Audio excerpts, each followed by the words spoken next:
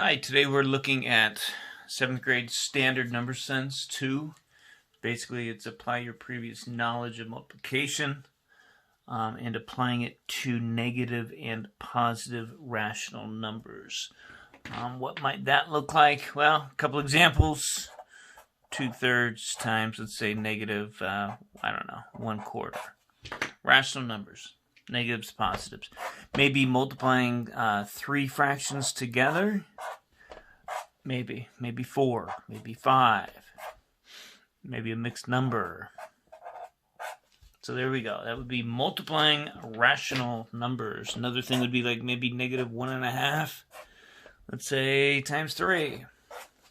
Negative, positive, rational numbers. Another thing might be, let's say, negative, 1.2 times, 0.3. And we'll get to that, okay? So first of all, I want to remind you that multiplying rational numbers, the overall steps, your overall goal is to make sure that you've got fractions.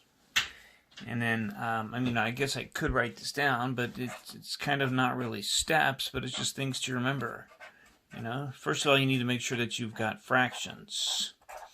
And what I mean by that, by got fractions, is do you have a couple values with one number over another? Okay? Because, whatever these values are, these numbers are, there's no whole numbers involved. There's no decimals involved. You need to make sure you've got fractions. And that could be 2 values. You may even have 3 values. Who knows? Once you've got fractions, then you can move on. And once you've got fractions, you then basically, once you've got fractions, I like to see you simplify. I'm going to put that first. Okay, can it be simplified? Well, we'll take a look at that. Okay, and if so, then we will simplify. I'm going to leave that kind of blank. And then what you're going to do is multiply. When you multiply these rational numbers, these numbers that are ratios, one value over another, you've got a couple values like this. When you multiply, quick reminder to you, because this does go back to 5th grade. This does go back to 6th grade. When you multiply, you're literally, this is the only way you do it. You're multiplying straight across. The numerator times the denominator. Multiply. Multiply. Numerator across, denominator across. And that's how you do it. Okay? All right. So let's get down to business. Let's go with this example here. Basically, straightforward, plain example.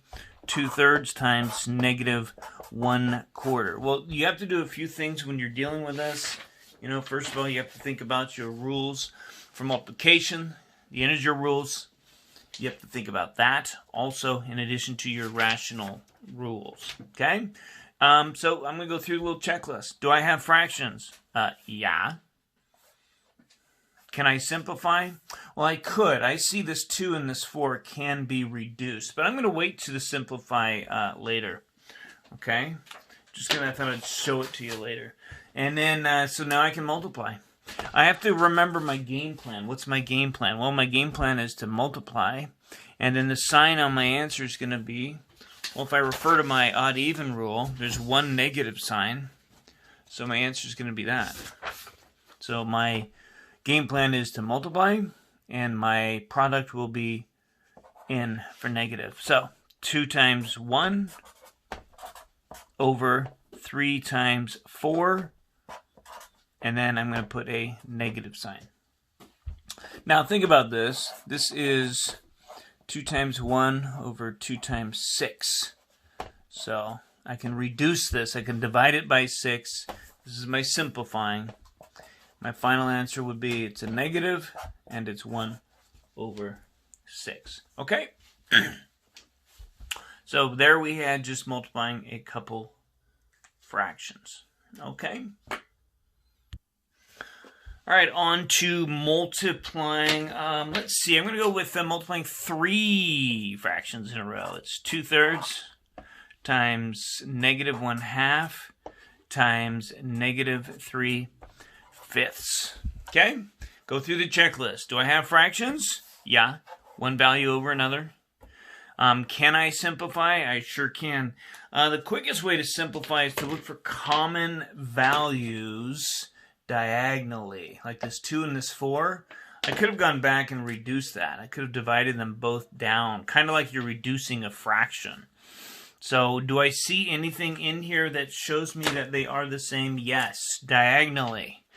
I've got a 2 up here, and I have a 2 down there. So I can reduce that. I have a 3 up here, and I have a 3 down there. So I'm going to divide them out of there. Dividing them by 2, divided by 2. I'm going to divide both of these 3's by 3.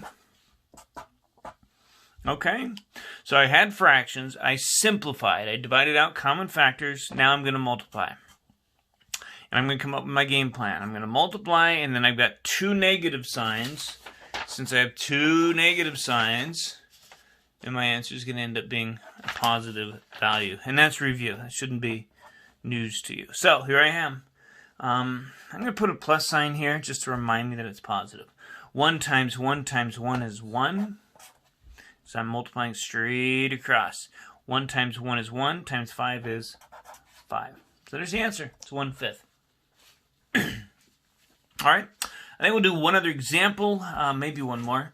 This is multiplying a mixed number with a whole number. Okay? And again, it's nothing new here. I have 1 negative sign. So again, I'm thinking about my game plan. I'm going to multiply, and then the product, which is the answer, will be negative. Okay? So I have to go through this and think, okay, do I have fractions? No, I don't. I've got a mixed number, which isn't a fraction, and I also have a whole number. So I have to go ahead and change those. Okay? Just a quick off to the side reminder to you. If you're ever going to change any kind of a mixed number to a fraction, keep in mind, this is the whole number, right? We have one whole thing. One whole thing that's cut into 2 parts, okay? So to change this to a fraction, since it's cut into 2's, we take whatever this is, multiply it with a whole number. So 2 times 1 is 2. I'm forgetting about the sign. 2 times 1 is 2. Plus 1 is 3. This is 3 halves, negative. Okay? That'll always work. Take the denominator, multiply it with a whole number. Tells you how many pieces you have, then you add these little leftovers. Okay? So that is -3 halves. Do not forget the sign. And then any whole number can easily be converted to a fraction by placing it over 1, or placing a 1 under it. You can double check that. If you divide the bottom into top, you get 3. So the value of that is 3. Okay? Do I have fractions now? Yes. Can I simplify? No. 3 and a 2, a 3 and a 1. You can only simplify diagonally. Okay? So now I'm going to multiply. 3 times 3. Oh, wait a minute. My game plan is to, I already did that. Game plan is to multiply, and it's going to be negative. Here we go. 3 times 3 is, 2 times 1 is, and then it's a negative. So there you have it. It's -9 halves, which I believe is totally fine to be left as an answer. It's reduced. Another way to do it would be to change it to a mixed number if you want. Okay, since most of you will be in algebra next year, or 8th grade next year, I would leave it this way. But another way to do it would be what? 4 1/2, I believe. Divide that in. Yeah. Okay. So there you have it. There's a quick review on multiplying with rational numbers.